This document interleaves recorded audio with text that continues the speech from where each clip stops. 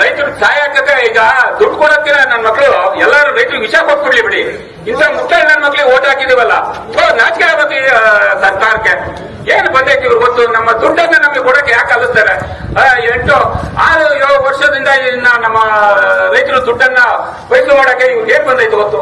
ಈ ನೋಡಿ ಕುಡಿಯೋಕ್ಕಾದ್ರೆ ಜಾಸ್ತಿ ಮಾಡ್ತಾರೆ, ಅವ್ರಿಗೆ ಏನ್ ನಡೆಯಾಗೆ ಕಮಿಷನ್ ಇವತ್ತು ಅವ್ರು 40%, ಇವತ್ತು 60%, 70% ಇದ್ರ ಕಿತ್ತಾಡ್ಕೊಂಡ್ ಬಂದ್ರೆ ಹೊರತು ರೈತರು ನೀವೇನಾಗಿದ್ದೀರಾ, ಏನ್ ಮಾಡ್ತಾ ಇದ್ದೀರಾ, ಏನ್ ಆಗಿದೆ ಯಾವನು ಕೇಳಲ್ವಲ್ಲ.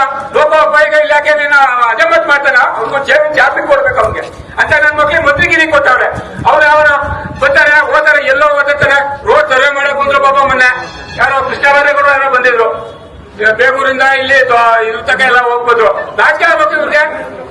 ರೋಡ್ ಸರ್ವೆ ಮಾಡ್ತಾರೆ, ರೈತರು ಏನಾಗಿದ್ದಾರೆ ಅಂತ ಕೇಳಲ್ಲ, ಗೊತ್ತಲ್ಲ ಇವ್ರಿಗೆ ಕೇಳೋ ಪೊಲೀಸರು. ಪಾಪ ನಮ್ ರೈತರು ಕಷ್ಟ ಬಿಟ್ಬಿಟ್ಟು ಅವ್ರಿಗೇನೋ ಒಂದು ರೈತಲ್ಲಿ ಯಾರೋ ಸಾಯ್ತಾನೆ ಅನ್ನೋದು ಯಾರೋ ಬರಲ್ಲ. ಒಬ್ಬ ಮಂತ್ರಿ ಬರ್ತಾನೆ ಅಂದ್ರೆ ಮುಟ್ಟಾಳೆ ನನ್ನ ಮಗಂಗೆ ಇಡೀ ಸ್ಟಾಪ್ ಇರ್ತಾರೆ ಬೆಂಗಳೂರು ಜಿಲ್ಲೆ. ನೋಡ್ರ ಮೊನ್ನೆ ಒಬ್ಬ ರಾಜ್ಯಪಾಲರು ಹೋಗ್ತಾವ್ರೆ, ರಾಜ್ಯಪಾಲರಿಗೆ ಪಾಪ ನಮ್ಮ ಪೊಲೀಸವ್ರಿಗೆ ಊಟ ಮಾಡಿರೋ ಇಲ್ವೋ, ಏನ್ ರೋಡಾಗ ಎಚ್ಚಿಗೂ ನಿಂತವ್ರೆ. ಅವರು ವನವಾಸ ಯಾಕೆ ಡಿಪಾರ್ಟ್ಮೆಂಟ್ ಅನ್ನಿಸ್ತದೆ ನಮ್ಗೆ. ನಾವು ನೋಡಿದ್ರೆ ಆ ಡಿಪಾರ್ಟ್ಮೆಂಟ್ ನೋಡಿದ್ರೆ ಯಾಕಪ್ಪ ಅದು ಅನ್ನಿಸ್ತದೆ. ಯಾಕೆ ಅಂದ್ರೆ ಇವತ್ತು ನಾವು ಹಂಗೆ ಓಟ್ ಹಾಕ್ಸ್ಕೊಂಡ್ಬೇಕಾದ್ರೆ ಯಾರು ಕೇಳಲ್ಲ, ಓಟ್ ಹಾಕ್ಸ್ಕೊಂಡಿರ್ತೀವಿ, ಒಂದ್ ಮಂತ್ರಿಗಿರಿ ತಗೊಂಡಿರ್ತೀವಿ, ಅವ್ರಿಗೆ ಯಾಕೆ ಬೇಕು ಪ್ರೊಡಕ್ಷನ್ ಯಾಕೆ ಬೇಕು? ಹೋಗ್ಲಿ ಧೈರ್ಯವಾಗಿ ಜನದ ಮುಂದೆ ಜಾಸ್ತಿ ಆಗಲ್ಲ ಅವ್ರಿಗೆ. ಏನು ಅಲ್ಲಿ ಬಂದ್ರೆ ಇಲ್ಲಿ ಇರ್ಬೇಕಿಲ್ಲ. ನಮ್ ರೈತರೆಲ್ಲನ ಸಾಯ್ಲಿ, ಹೊಡೆದಾಡ್ಕೊಂಡು ಸಾಯ್ಲಿ, ಜಮೀನಿಂದ ಸಾಯ್ಲಿ, ಮತ್ತೊಂದ್ ಸಾಯ್ಲಿ. ಏನ್ ಸರ್ ಇಲ್ಲ ಯಾರೋ ಬಂದೋಬಸ್ತ್ ಹೋಗ್ಬೇಕು ಸರ್, ಇದೇ ಹೇಳ್ತಾರೆ ಬರ್ತಾರೆ. ಪಾಪ ನಾವು ಅಧಿಕಾರಿಗಳನ್ನ ಏನ್ ಮಾಡಕ್ಕಾಗ್ತದೆ?